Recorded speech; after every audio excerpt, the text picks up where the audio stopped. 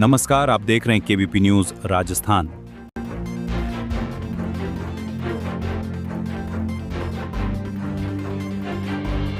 Rai Singh Nagar, Sriganganagar, Bharat Pak border के सीमावर्ती गांव लुनेवाला में आज पुलिस पब्लिक पंचायत का आयोजन किया गया।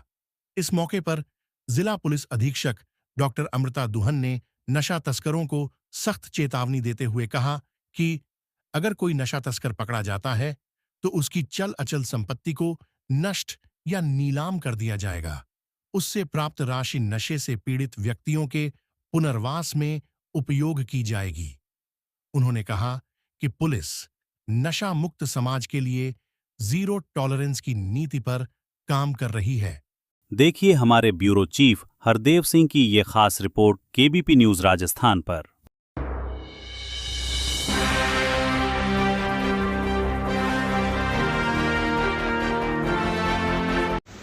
पैसे मिल रहे हैं, मैं भी नौकरी क्यों कर रही हूँ और कोई मेहनत बेचारा मजदूर क्यों काम कर रहा है?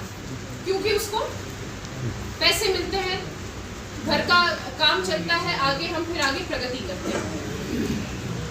जो नशे में संलिप्त ये जो अपराधी है, उन नशे को बेच करके और यूँ सोचते हैं कि हमें मुनाफा होगा और उस मुनाफे से हम ठाट बाट से जिएंगे, तो ये उनकी गलतफहमी।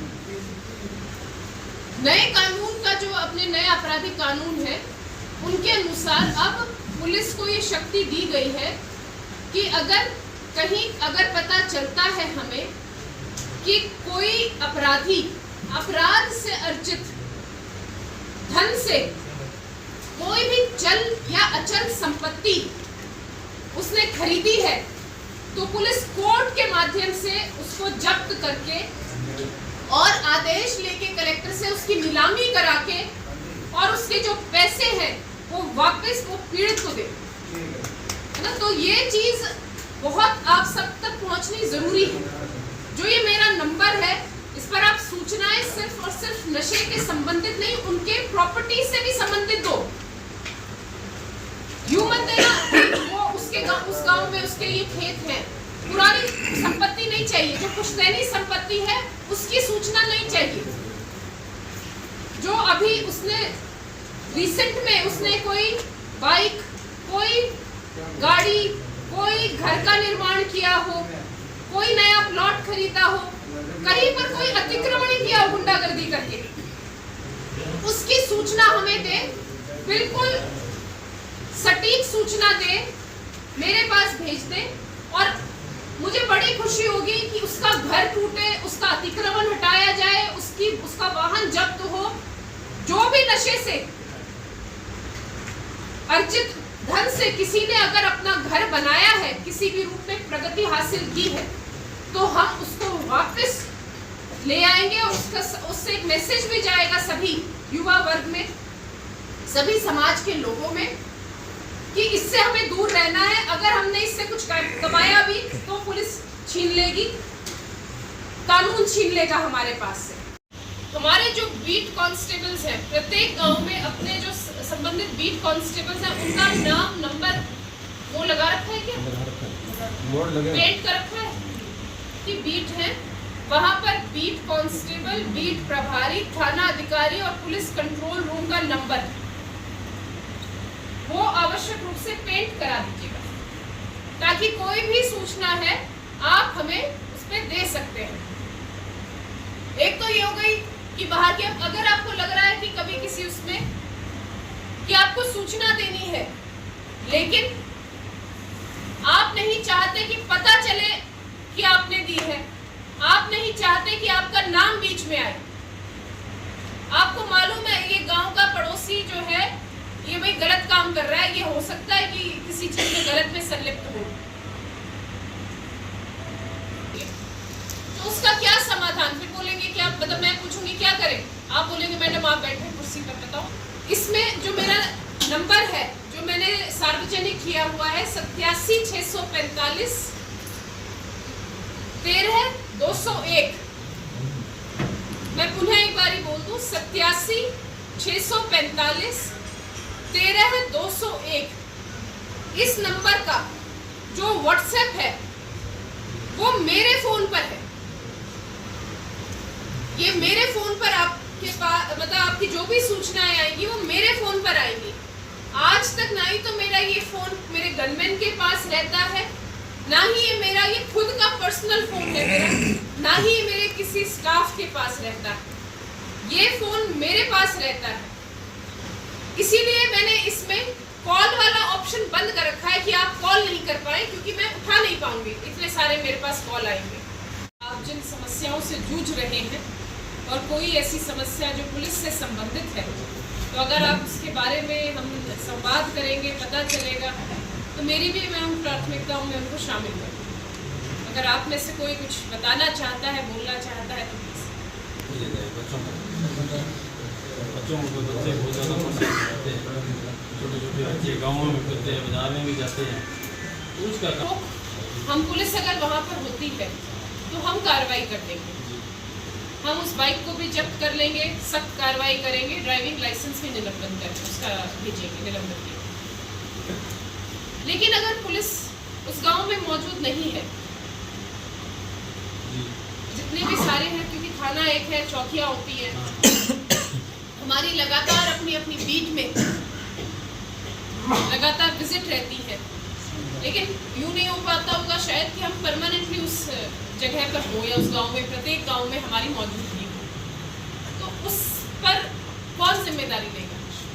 बॉर्डर इलाके में नशे से संबंधित जागरूकता लोगों के साथ संवाद करने के लिए आज थाना रायसिंह नगर में इस गाँव में आज मैं आई और सबके साथ यहाँ पर जो है संवाद किया, जो लोगों की समस्याएं जानी और उसके अलावा जो उन्होंने कुछ सुझाव दिए जिन पर इस क्षेत्र में फोकस करने की आवश्यकता है, प्राथमिकता देने की आवश्यकता है, वो सुझाव दिए और अपने जो स्टाफ है उनको निर्देशित किया कि उनके आने वाले दिनों में बिल्कुल बढ़िया और बेहतरीन कार्रवाई करें। तो क्या कार्रवाई होगी? नशे जो तस्कर हैं उनके खिलाफ क्या क्या कार्रवाई? जी देखिए, नशे के विरुद्ध तो हमने शुरू से ही काफ़ी सख्ती अपनाई हुई है। मैंने अपना नंबर भी सार्वजनिक किया है 87 645 13 201। सभी लोगों से मेरी अपील है कि आप इस नंबर पर ज़्यादा से ज़्यादा सूचनाएं आप साझा करें कि कौन नशे की तस्करी में या इस अपराध में संलिप्त है, ताकि हम उनके विरुद्ध कार्रवाई कर सकें। इसके अलावा हमने एक स्पेशल अभियान चलाया है ऑपरेशन फ्रीज, ताकि जो इस नशे में संलिप्त अपराधी हैं, उन्होंने नशे के कारोबार से जो धन अर्जित किया है, उससे जो अचल संपत्ति उन्होंने बनाई है, उनको हम जब्त कर सकें, उनके विरुद्ध हम कार्रवाई कर सकें। तो इसमें भी मुझे आमजन का सहयोग चाहिए। आप ऐसे लोगों के विरुद्ध जो भी आपके पास सूचनाएं हैं, संपत्ति संबंधी सूचनाएं जो उन्होंने अभी रिसेंट में अर्जित की हैं, तो आप वैसी सूचनाएं भी मुझे इस नंबर पर प्रोवाइड कर सकते हैं। हम उनके विरुद्ध नए जो आपराधिक कानून हैं उनके तहत उनमें कुर्की की कार्रवाई करेंगे। जैसे करंट में भी की बिल्कुल, हमने अभी इसी क्रम में हमने सूरतगढ़ शहर में भी 40 लाख का जो एक अतिक्रमण 40 लाख की लगभग की प्रॉपर्टी थी, जो कि एक अपराधी ने, नशे के तस्कर ने ही अतिक्रमण किया था, तो प्रशासन की मदद से हमने उस एरिया को आज का जैसे ये जो जनसंवाद कार्यक्रम था पुलिस के साथ, तो मतलब सबसे बड़ी चीज़ ये थी कि पुलिसिंग के साथ अगर आपकी जन सहभागिता होती है तो क्या क्या अच्छे रिजल्ट हम ला सकते हैं। जैसे नशे की प्रवृत्ति को हम कैसे रोक सकते हैं, या असामाजिकता जो आज चल रही है, मतलब आज के समाज की सबसे बड़ी समस्या है जो युवाओं में नशा और असामाजिकता को लेके, उस पर चर्चाएं हुई और कुछ हद तक जो पुलिस चाहती है कि जन सहभागिता बने। और सबसे अच्छी पहल जो है एसपी मैडम की ये थी कि बिना आपकी आइडेंटिटी को मतलब बताए, और अगर आप किसी भी समस्या को बताना चाहते हैं तो प्रशासन उसमें कार्रवाई भी करेगा और आपके लिए सकारात्मक कदम भी उठाएगा। तो ये बहुत अच्छी पहल है। और एक जो अच्छी चीज़ आम जन को सुनने को मिली, मतलब हम लोग तो क्या न्यूज़पेपर में या पढ़ लेते हैं, लेकिन आम पब्लिक जो बड़े बुजुर्ग आए उनको ये एक हौसला मिला, अपन कह सकते हैं, कि जिस तरह से एसपी मैडम ने बताया कि जो उनकी चल अचल संपत्ति जो उन्होंने वर्तमान में रिसेंट में कहीं से कमाई है, चाहे वो गाड़ी है या फिर कोई मकान है या कोई भी चल अचल संपत्ति है, तो उसको या तो उसकी बेचान करके, और या फिर ऐसे है कि उसको किसी भी तरह से तोड़ के या तो पीड़ित को दे दी जाए या प्रशासन को सौंप दी जाए। तो ये भी काफ़ी अच्छी पहल है। Thank you. मेरा नाम अनिल बिश्नोई है, 30 PS मेरा गांव है, और यहाँ पे एसपी मैडम का जो दौरा था उसमें एसपी मैम ने ये बोला है कि नशे की कोई भी गतिविधि हो बॉर्डर इलाके के अंदर तो उसके ऊपर सख्त से सख्त कार्रवाई की जाएगी। और ग्रामीणों को भी बोला गया है कि आप कोई भी संदिग्ध गाड़ी या संदिग्ध व्यक्ति को देखते हैं तो आप तुरंत एक व्हाट्सअप नंबर जारी किया गया है मैम की तरफ से, आप उसके ऊपर सूचना दे सकते हैं और उसके ऊपर सख्त से सख्त कार्रवाई होगी, यही मैम ने बोला है। मेरा नाम सतपाल डेलू, रिटायर्ड इंटेलिजेंस सतपाल डेलू लूणेवाला जी। आज जो मैडम गंगानगर से पधारी, हमारे लिए बहुत बड़ा कदम उठाया उन्होंने। बॉर्डर एरिया के लिए तस्करी करने वालों के लिए उनकी बिल्डिंगें, उनके साधन वगैरह सीज करना, नीलाम करना, ये उनके लिए बहुत बड़ी बताया उन्होंने। और बॉर्डर एरिया में जाने वाले साधनों की बड़ी लाइटें जो सामने पड़ती है, एक्सीडेंट दुर्घटना होती है, उनसे रोकने के लिए निवेदन किया गया। तो मैडम ने आश्वासन दिया कि जल्दी उनको सुधार करेंगे, स्टाफ का बढ़ावा करेंगे, स्टाफ की कमी है वो पूर्ति करेंगे। और जो भी है किसी प्रकार सूचना मिलती है तो मेरे फ़ोन पे आप शेयर करोगे, हमें सूचना दोगे, आपका किसी का नाम नहीं आएगा उसमें सूचना देने वाले का। धन्यवाद।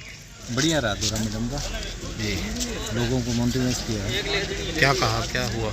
नशे के प्रति किया मैडम ने, और आपका सार्वजनिक व्हाट्सएप नंबर किया है।